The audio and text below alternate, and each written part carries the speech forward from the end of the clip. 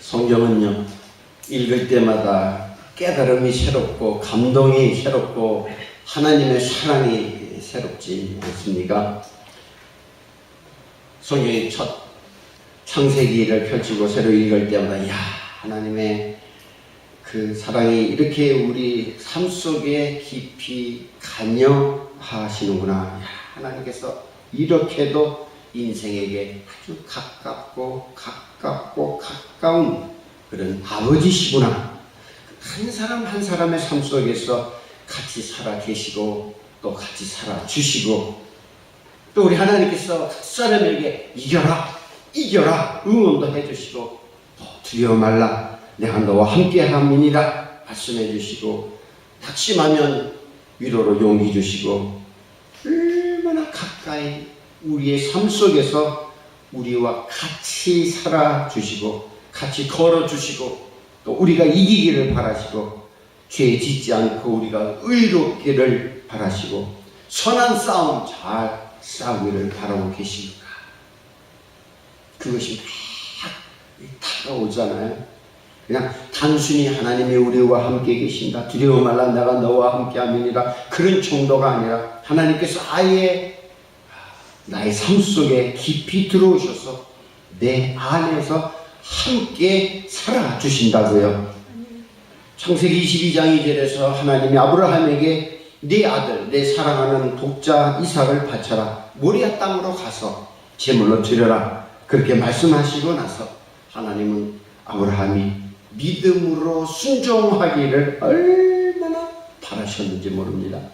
아브라함아, 믿음으로 시험을 이겨라. 아브라함아, 네가 믿음으로 순종함으로써 믿음의 조상이 되어주지 않을래? 그렇게 기다리시고 응원하시고 지켜보시고 아브라함 영혼 속에서 말씀하고 계셨습니다. 마침내 아브라함이 믿음으로 결단하고 순종했을 때 하나님 아버지께서 얼마나 기뻐하셨는지 아십니까? 창세기 22장 12절에서 하나님 말씀이 내가 이제야 네가 하나님을 경외하는 줄을 아노라 하셨잖아요. 나의 삶이 185살이건 아니면 80살이건 50살이건 40살이건 내가 살아가는 이 삶 속에서 하나님이 내게 주신 이 삶을 잘 살아낼 때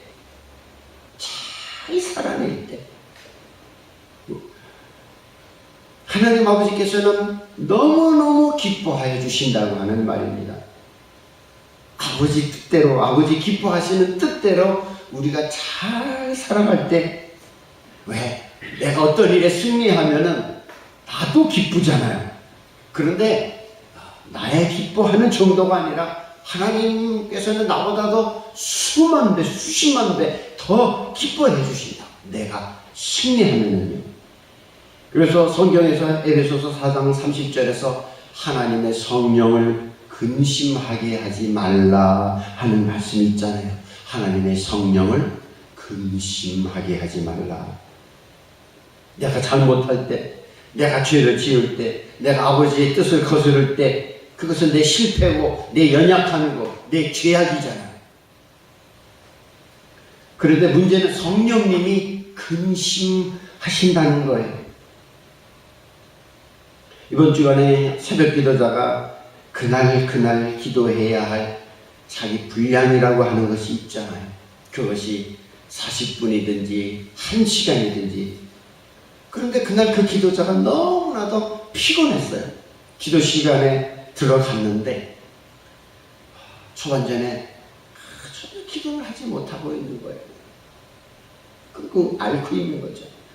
그러다가 한참 후에야 비로소 기도가 터졌는데 이제 기도가 확 성령으로 열릴 그런 삶이잖아요. 성령님이 부어주시는 그 기도의 영으로 인하여서 이제 막 기도가 시작이 되어서 그 기도가 이렇게 하나님 보좌 위로 이렇게 올라가는구나 했는데 갑자기 기도를 뚝 끝인 거예요. 이제는 집에 가서 회사 출근을 해야 하니까요. 그러니까 기도를 끊고 자리에서 일어나서 집으로 가는 거죠. 왜 자기 시간이라는 것이 다 있잖아요. 그러니까 자기 시간이 돼서 일어나 가는 거지요. 그때 성령께서 마치 버림받으심을 받은 것처럼 그렇게 우리 성령님도 영광의 성령님, 권능의 성령님이신데도 불구하고 우리 성령님이 아파하시다는 거예요. 이제 기도가 막 깊어지고 있는데, 원래 기도는 자기 힘으로 하는 게 아니잖아요. 성령으로 기도가 깊어지고 있는데 얼마만큼 성령으로 기도하다 보면은 그 기도가 올라가네 하는데 내 시간이네 하고 딱 끊고 일어나서 갔을 때에 성령님께서 그렇게 아파하시더라는 거예요. 그 단절감, 그 기도자와 성령님이 끊어져 버리는 그 단절감이 엄청 크더라고요. 복을 주고 싶어 하시는 성령님이시죠. 은혜를 부어주고 싶어 하시는 성령님이시기 때문이지요. 그래서 우리가 아버지 뜻 안에 있을 때는 성령님도 기뻐하시고 성령님도 도와주시고 힘주시잖아요. 그러나 우리가 내 생각이나 내 계획이나 내 바쁜 일이나 혹은 내 뜻을 따라서 움직이고 나하고 성령님하고 무슨 관계가 있어 하면서 시간이 됐으니까 일어나야지 하고 나가게 되어버리면은 그것이 성령님께 불순종이 되어서 그 불순종이 될 때 그 순간 성령님의 은혜가 다 끊어져 버리는 것이죠. 본인은 물론 그걸 모르지요. 그렇게 성령님은 우리의 삶 속에서 깊이 관여하고 계시고 우리가 믿음으로 승리하기를 그렇게도 원하시는 거예요. 그거는 성령님이 기뻐하시기 위해서가 아니라 성령 안에서 우리가 이기기를 바라시고 하나님의 어여쁜 자녀가 되기를 원하셔서 그러는 거예요. 어쩌면 우리는 온종일 성령님을 근심케 하면서 살아가고 있는지도 몰라요. 성령님과 함께 하지도 않고 성령님을 내버리기도 하고 그러다가도 내가 필요할 때만 성령님을 또 이용하고 말이죠. 그런 우리 모두가 그런 경향과 그런 습성 속에서 살고 있잖아요. 그러면서도 우리는 예수님을 믿는 자라고도 그렇게 말하잖아요. 요한복음 14장 15절에서 예수님 너희가 나를 사랑하면 나의 계명을 지키리라 말씀하셨잖아요. 우리가 진정 하나님을 사랑한다 하면 말씀대로 하는 것이죠. 우리가 진정 하나님을 사랑한다면 성령을 따라 행하는 것이고 성령님께 반응하고 성령님께 순종하는 것이죠. 성령님께 늘 열려 있어야 하는 것이죠. 내 필요를 따라 필요하면 또 받아들였다가 또 필요를 따라서 바로 차고 또 차갑게 돌아서는 것, 그것이 아닌 것이죠. 이런 사실을 우리가 깊이 깨달았으면 좋겠습니다. 야곱이 그렇게 험악한 삶을 살았잖아요. 그러니까 야곱처럼 그렇게 험악한 삶을 사는 사람이 많지 않았습니다. 구약의 선조 중에서 야곱이 그런 말을 했어요. 요셉이 모시고 애굽으로 내려갔잖아요. 형제들이 그랬을 때 그 애굽에 도착해서 바로 왕에게 창세기 47장 9절에서 내 나이 130인데 우리 조상들이 누린 나이에 비하면 아직은 얼마 안 됐지만은 하면서 한 얘기가 내가 험악한 세월을 보냈소이다 그랬어요. 얼마나 삶이 고달팠으면은 자기 인생을 한마디로 말해서 정말 험악한 이 세월을 보냈소이다 그랬어요. 양을 치느라고 노동 심하게 했죠. 또 보호 방패도 없었어요. 아무도 그를 보호해주는 사람도 없었어요. 바담 아람 땅에 그 외삼촌 라반의 집에 가서 뭐하고 살았어요? 머슴살이 하고 살았잖아요. 그런데 그 험악한 세월 속에서 하나님은 계속해서 야곱을 복 주셨습니다. 창세기 32장 8절에 보면 외삼촌이 점 있는 것, 그거 이제 네 품삯이 되리라 그랬어요. 그러면은 하나님께서 새끼 낳는 것마다 다 점 있는 양을 주시는 거예요. 그렇지만 라반이 아주 변덕쟁이잖아요. 품삯을 10번이나 변개한 그런 사람이라고 이 야곱이가 그랬잖아요. 바로 전에서. 그러니까 근데 막 점 있는 양들이 막 늘어나니까 와가지고 아니야 취소 계약 취소 그건 무효 그러는 거예요. 그래도 일본에는 얼룩무늬 있는 것이 내 품삯이야. 점 있는 것은 다 내 거야 하면 또 하나님께서 새끼를 낳는 것마다 그것도 튼튼한 것마다 다 얼룩무늬 있는 것으로만 낳게 해주신 거예요. 이거 하나님의 축복 아닙니까? 사람이 그렇게 할 수 없잖아요. 근데 우리의 삶도 그렇게 야곱처럼 다 고달플 수 있어요. 억울한 일을 당할 수도 있어요. 그렇게 힘든 노동을 하면서 살아갈 수도 있어요. 그러나 그 험악한 세월 속에서 우리가 기억해야 될 것은 하나님의 축복이 같이 계시다는 거예요. 하나님이 나와 함께 나와 같이 계셔 주시고 하나님이 내 편이 되어 주시고 하나님이 내 아픔을 알아주신다는 거예요. 야곱이 그렇게 어려운 세월을 20년 지내고 하나님의 아버지의 말씀을 따라서 이제 고향으로 돌아가라 해서 고향으로 돌아가는데 산 넘어 산이라고 아주 큰 인색하고 변덕쟁이 외삼촌 라반을 이제 피해서 고향으로 가는데 이번에는 오히려 앞에 아주 죽이겠다고 표르는 형 에서가 기다리고 있잖아요. 하나 넘었는데 더 큰 산이 앞에 놓여져 있잖아요. 근데 하나님이 보실 때는 야곱이 에서를 이기려면은 야곱이 반드시 지는 자가 돼야 하거든요. 져줄 줄 아는 자가 돼야 되는 거거든요. 그런데 야곱이 성격적으로 어때요? 절대 안 지잖아요. 하나님 약복강가에서 지금 하나님과 싸움을 하고 있으면서도 그 상대가 하나님인지도 모르고 싸우고 있는 거예요. 창세기 32장 26절에서 야곱이 기어이 당신이 내게 축복하지 아니하면 가게 하지 아니하겠나이다. 그렇게 축복을 요구하잖아요. 근데 하나님이 축복하시는 하나님이시라면은 그냥 그 약복강가에서 야곱을 축복하시면서 야곱아 그동안에 많이 썼지? 네 앞에 그래서 무섭지? 걱정하지 마. 내가 손을 다 써놓겠다. 별일 없을 거야. 에서가 너를 대적하지 못하게 내가 다 막아놓겠어. 그렇게 하시면 얼마나 좋아요. 근데 야곱이가 아무리 기다려도 축복을 안 해주시니까 야곱이가 애가 타니까 아니 하나님이 나타나셔서 그냥 야곱이 바라는 대로 그냥 축복해 주시면 좋잖아요. 그런데 오히려 자기보다 더 막강하게 힘센 어떤 상대가 나타나가지고는 야곱이를 막 기죽게 하고 있잖아요.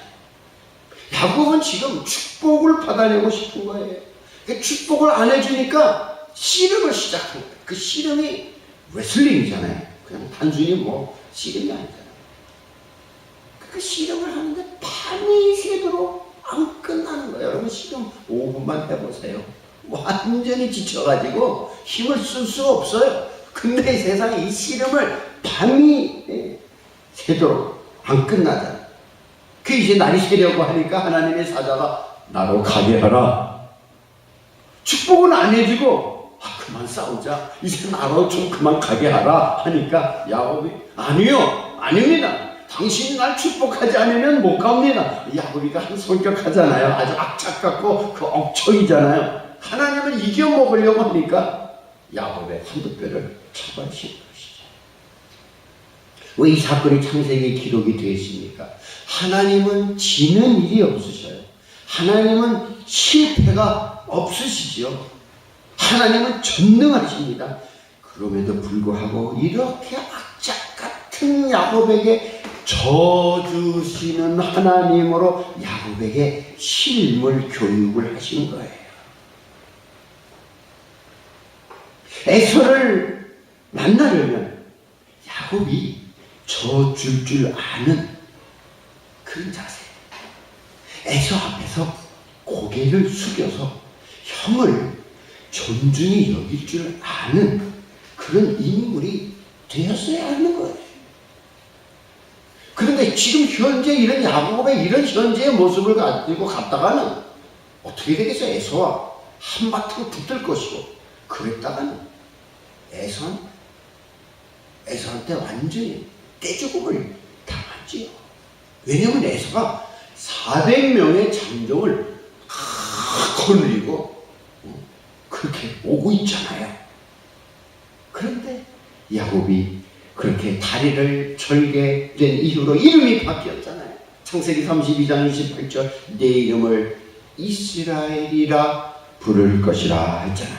야곱이라 부를 것이 아니라, 야곱이라는 말은 발 뒤꿈치를 잡고 나온 속이는 자 야곱이 아니라 이스라엘이라 부를 것이라 이렇게 바뀌었잖아요. 그러니까 이 엄청난 하나님의 축복을 받고 난 이후에 야곱은 거듭났습니다. 내가 싸운 상대가 하나님이셨구나. 그런데 하나님도 나를 위해 쳐주시는구나. 진짜 강한 자는 쳐주는 자로구나. 그래서 그를 깨닫고 야곱이 형 에서를 만날 때에 창세기 33장 3절에서 야곱은 몸을 땅바닥에 완전히 굽히며 에서에게 그렇게 나아가게 되잖아요. 7번 굽히며 또 땅에 썩 굽히며 그렇게 나아가죠. 그렇게 하나님으로부터 그렇게 신임을 교육을 받았잖아요. 하나님이 자기 같은 자를 위해서 쳐주신 그것을 배웠잖아요. 그래서 33장 10절에서 내가 형님의 얼굴을 배운즉 하나님의 얼굴을 본 것 같습니다. 완전히 얼굴 땅에 완전 불타고 하잖아요. 하나님께서는 야곱을 진정한 승리자로 만들기 위해서 그 속이는 자 야곱을 승리자로 만들기 위해서 환도뼈를 치셔가지고 그를 겸손케 하신 거예요. 그래서 야곱은 하나님께서 가르쳐주신 그 놀라운 씨름의 교훈을 마음에 새길 수가 있었던 것입니다. 이렇게 하나님은 내 삶 속에 깊이 들어오셔서 항상 가르치시는 거예요. 항상 이 모양 저 모양으로, 이 사건 저 사건으로 우리를 가르치고 계시는 거예요. 너는 믿음의 승리자가 되어라. 이것이 바로 내가 바라는 것이다. 너는 간사한 자가 되지 말아라. 도리어 상대를 높여주고 양보하고 그리고 저주어라. 내가 진정 첫째가 되고자 하면은 무사람의 끝이 되어서 그 모든 사람들을 섬기는 자가 되어라. 네가 진정 축복을 받고 싶거든 다른 사람 상대를 축복해 주어라. 이와 같은 예들은 오늘 다 말할 수는 없지만 이것이 창세기의 흐름인 것이죠. 네가 하나님 경외자 되어라. 하나님 경외로 승리자가 되어라. 너는 내가 구별한 택한 그릇이다. 내가 너와 함께하여 복을 주겠다. 두려워하지 말라. 내가 너와 함께하겠다. 이런 흐름이 창세기에 계속되고 있잖아. 네가 고난 가운데 있어도 내가 있지 않느냐? 내가 너와 함께 살고 있다. 내가 네 안에 있다. 진정 내가 너와 같이 하고 있다. 이것이 창세기 흐름이지. 그래서 이기는 것은 하나님 경외로만 이기는 것이에요. 이기는 것은 믿음이 이기는 것이에요. 하나님 신뢰가 이기는 것이에요. 하나님만 의지하는 것, 그것이 이기는 거예요. 내 힘으로 안 돼요. 네 지혜로도 안 되고 내 시간표로도 안 되는 거예요. 내 노력으로도 안 되는 것이. 내가 싸운다고 되는 것도 아니에요. 내가 축복해달라고 매달린다고 되는 것도 아니잖아요. 그럼 어떻게 돼요? 은혜로만 되는 거예요. 그 은혜를 부어주시는 하나님께 내가 오픈하는, 마음을 여는 거예요. 그게 열려 있어야 되는 거예요. 하나님을 바라고, 하나님을 찾고, 하나님을 구하고, 하나님을 기다리고, 하나님을 믿고, 하나님을 감사하고, 그렇게 우리가 또 땅에 굽혀서 죽는 자가 되어야 승리자가 되기 위해서 말이죠.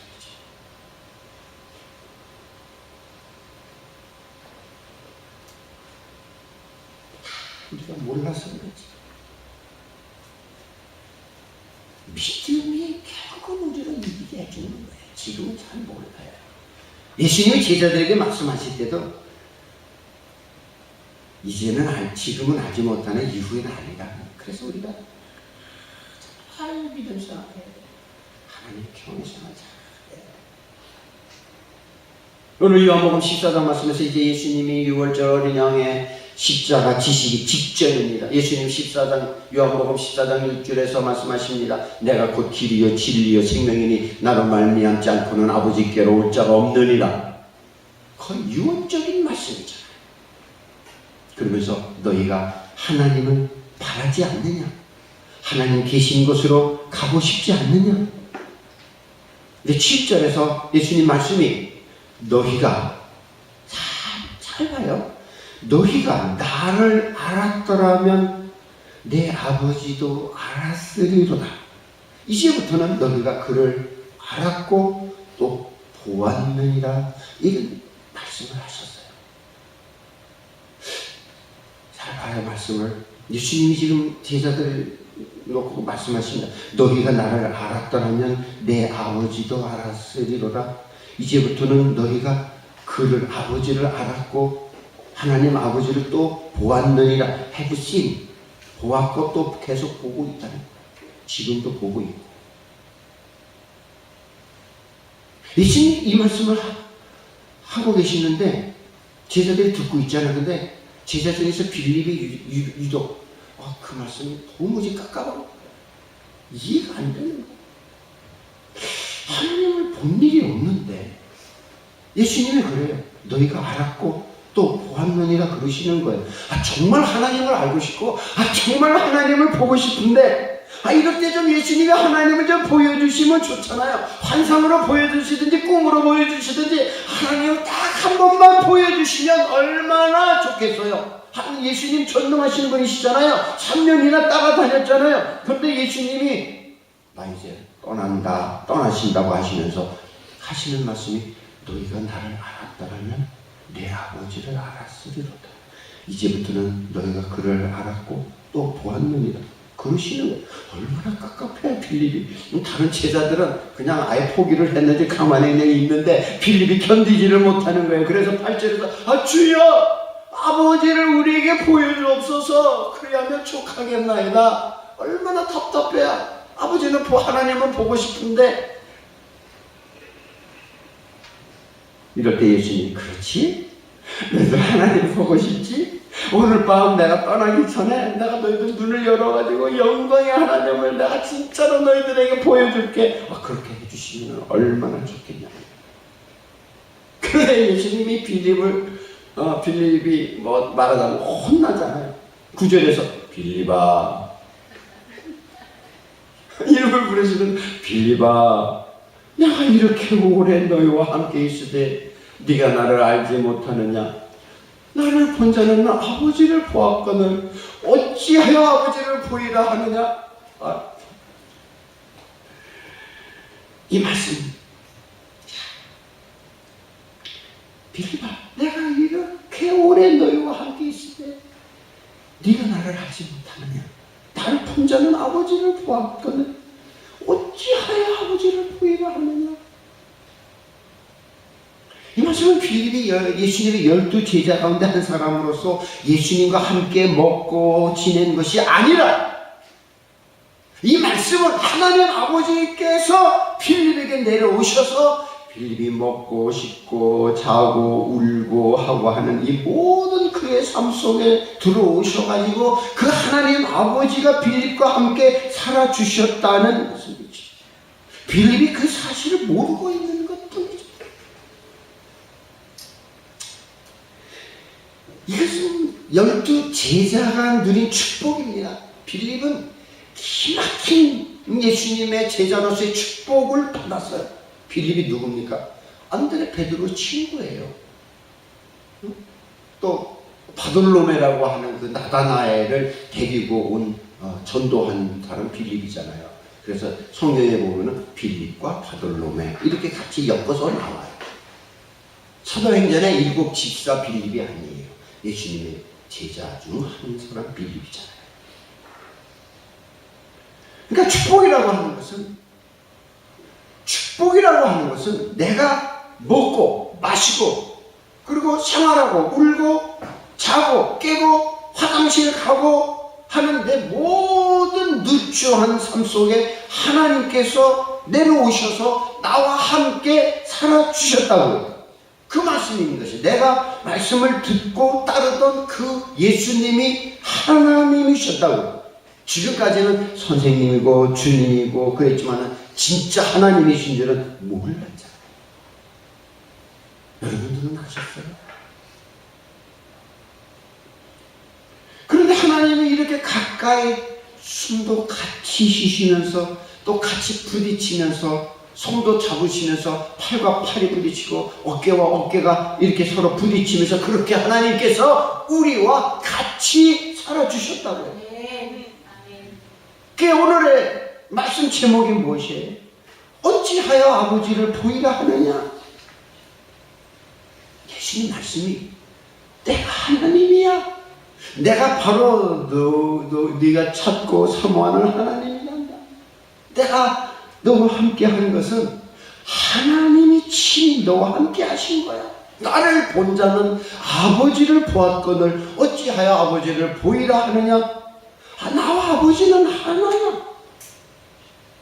10절에서 내가 아버지 안에 거하고 아버지는 내 안에 계신 것을 네가 믿지 아니하느냐? 우리가 이 말씀을 읽을 때마다 내가 아버지 안에 거하고 아버지는 내 안에 계신 것을 이 말씀을 읽을 때마다 무슨 뜻인지 알고 읽었어요? 잘 모르잖아요. 그렇게 가까이서 그렇게 곁에서 그런 사랑으로 가르치시고 양육하시고 훈련하시고 깨우치시고 여기 내 삶 속에 하나님이 계시는데 여기 내 삶 속에 하나님이 계시는데 우리는 여전히 딴 곳에서 하나님 보여주세요. 하나님 보여주세요. 그런다고요. 우리가 잘못하고 있는 거 한 가지 있습니다. 잘못 믿고 있는 거 한 가지 있습니다. 그것은 하나님은 거기 계시다는 거예요. 출애굽기 3장 4절에 보면 하나님께서 모세에게 호렙산 떨기나무 가운데서 나타나 주셨는데 하나님은 거기 계시더라. The Lord is there. 그런데 하나님은 애굽에서 종살이하며 신음하고 매맞고 노역하는 그 백성들과 함께 계셨기 때문에 하나님은 거기 계신 것이 아니라 하나님은 여기 계신 것입니다. The Lord is here. 그리고 The Lord will be here. 또 그 하나님은 여기 계실 뿐만 아니라 계속 계셔 주실 것이라고 여기에요. The Lord will be here. 우리는 생각하기를 하나님은 하늘에 계시 그렇게만 생각을 합니다. 그러나 하나님은 여기 계시는 거예요. 그 간격이 얼마나 먼지 몰라요. 근데 그 간격을 완전히 좁혀버리신 분이 계시는데 그분이 바로 예수 그리스도이신 거예요. 구약에서 백성들 생각에는 하나님은 거기 계셔요. 하나님은 호렙산 꼭대기에 계셔요. 아니면 떨기나무 불 가운데 계셔요. 아니면 하늘에 계시든지 두려운 존재로. 그러나 하나님은 거기 계시지만 여기 계시는 거예요.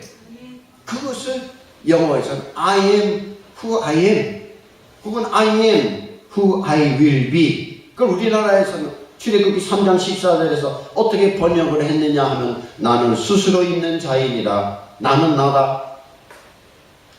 내 평생에 이 말씀 아직도 솔직히 깨닫지 못하고 있어요. 나는 스스로 있는 자이니 나는 나다. I am who I am. 히브리어 원어 내용상으로 보면 그 뜻이 여러분 무엇이냐 하면요, 히브리어의 그 내용상으로는 I am who I am 이라는 이 뜻은 내가 반드시 너와 함께 있으리라는 임마누엘이에요. 놀라지도 않죠. 그러니까 하나님은 여기 계시다, 내 삶 속에 계시다인 거예요. 하나님은 그래서 눈으로 봐야 하고 만져야 하는 하나님이라기보다는 내가 믿음 안에 살 때 예수 그리스도 안에서 내 안에 계신 하나님이신 것이에요. 그래서 요한복음 14장 10절에서 예수님이 내가 아버지 안에 거하고 아버지가 내 안에 예수님 안에 계신다고 말씀하시죠. 빌립이 얘기하고 있는 예수님이 바로 빌립이 보고 싶어하는 하나님이신가? 지금 이 말씀을 들을 때 빌립의 마음이 얼마나 뜨겁겠어요? 뜨겁게 하시는 하나님이십니다. 지금 이 말씀을 우리가 들을 때 우리의 마음을 뜨겁게 하시는 하나님이신 것이죠. 아멘. 10절에서 내가 아버지 안에 거하고 아버지가 내 안에 계신 것, 그것을 뭐라고 했어요? 네가 믿지 아니하느냐? 네가 믿지 아니하느냐? 믿음으로 보는 거예요. 믿음으로 보는 거예요. 믿음으로 느끼는 것이고, 믿음으로 얘기하는 것이고, 믿음으로 듣는 거예요. 믿음으로 보는 거, 믿음으로 보는 거, 이것이 real, 이것이 실제인 거예요. 눈으로 보고, 이런 손으로, 이게 혼과 육으로 하는 것은 이거는 가짜예요. 10절 위에서 내가 너에게 이르는 말은 스스로 하는 것이 아니라 아버지께서 내 안에 계셔서 그의 일을 하시는 것이다. 내 안에 계셔서, 내 안에 여기 계셔서 여기 계시도록 하기 위해서, 하나님이 여기 계시도록 하기 위해서 예수님이 오신 거예요. 하나님이 여기 내 삶 속에서, 내 안에서 하나님의 일을 하고 계시다고요. 그래서 11절에서 내가 아버지 안에 거하고 아버지께서 내 안에 계심을 믿으라. 조금 더 분리가 없어요. 저기 계신 분, 거기 계신 분, 그것이 아니라 여기 내 안에 계시다고. 어떤 상황이 벌어져도 여기 내 안에, 내 피 속에 계시고, 내 삶 속에 계시고, 내 움직임 속에 계시다는 거예요. 요한복음 14장 12절에서 내가 진실로 너에게 이르노니 나를 믿는 자는 내가 하는 일을 그도 할 것이요 또한 그보다 큰 일도 하리니 이는 내가 아버지께로 감이니라 했습니다. 여기서 예수 믿는 자는 예수님이 하나님의 아들이심 뿐만 아니라 예수님이 하나님이심을 믿는 자는 그 믿음 때문에 하나님이 내 안에 계시고 내 안에 와 주시는 거예요.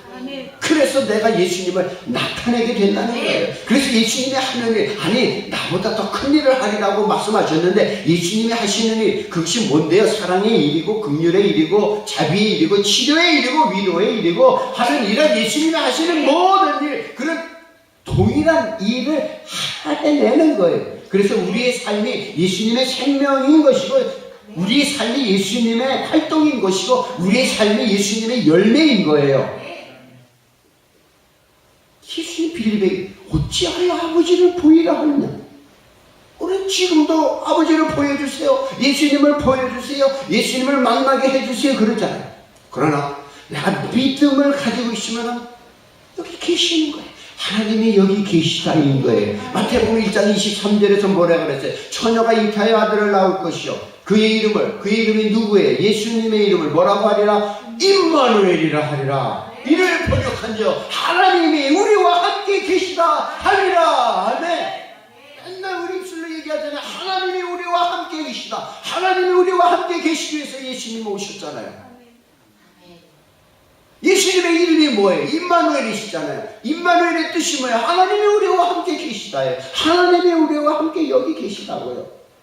그래서 내가 밥을 먹을 때도, 내가 양치기를 할 때도, 침대에 있을 때도, 또 낙심하고 또 고통하고 외로울 때도 하나님은 여기 나와 함께 계시는 거예요.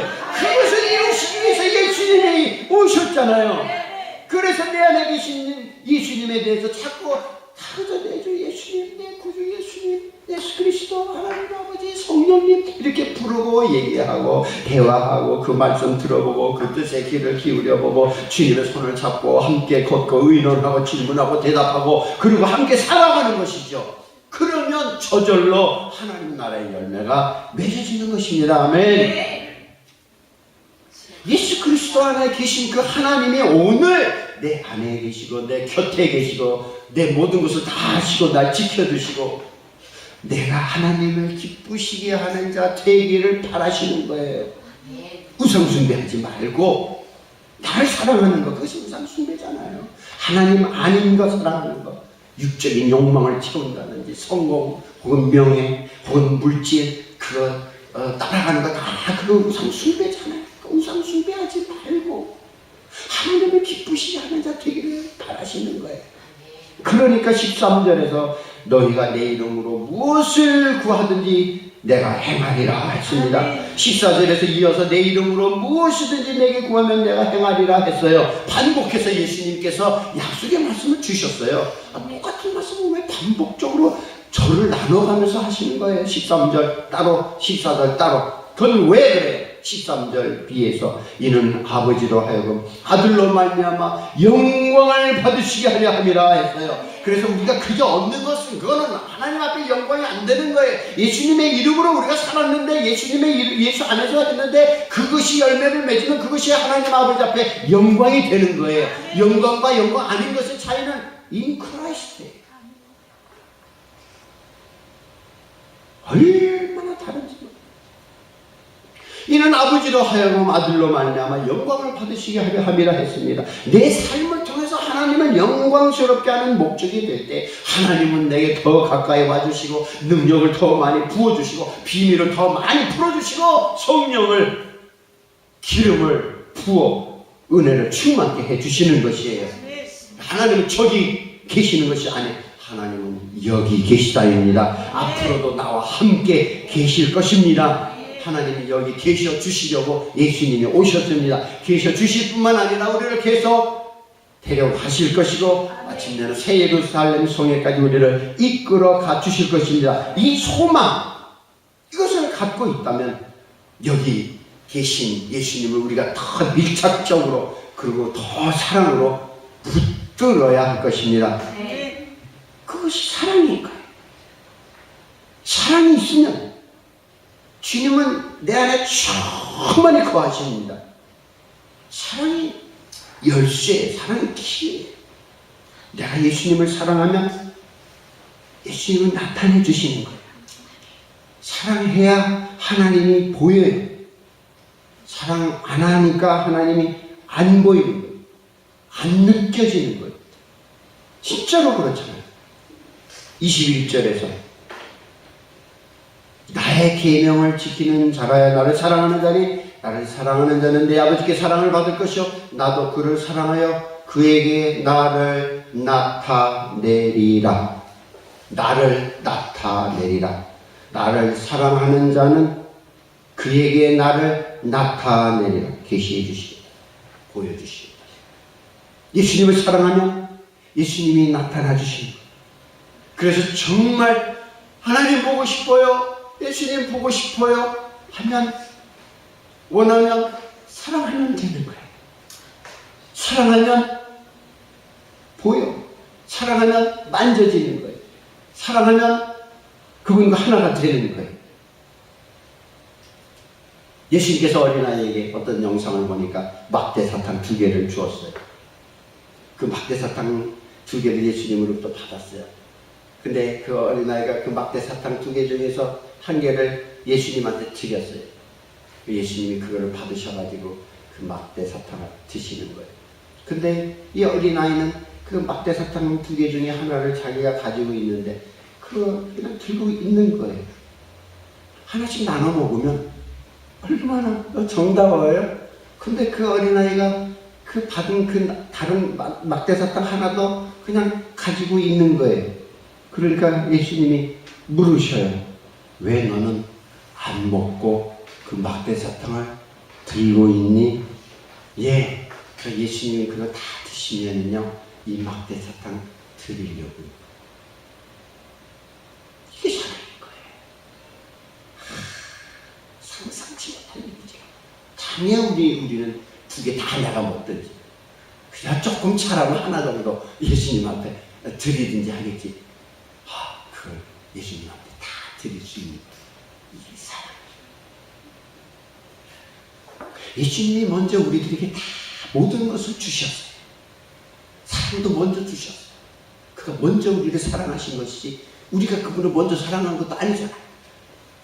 예수님이 먼저 다 주셨어요. 모든 것을 다 주셨어요. 예수님 우리를 이렇게 사랑해 주셨어요. 예수님 심장 속에 있게 하시려고 예수님 십자가 지셨어요. 하나님도 여기 계셔요. 하나님께서 내 안에 계셔요. 내 안에 계십니다. 내 안에 계시지 않는 이유는 내가 그분을 사랑하지 않기 때문인 거예요. 나의 계명을 지키는 자는 나를 사랑하는 자니 나를 사랑하는 자는 내 아버지께 사랑을 받을 것이요 나도 그를 사랑하여 그에게 나를 나타내리라 말씀하셨습니다. 더욱 주님을 사랑하십시다.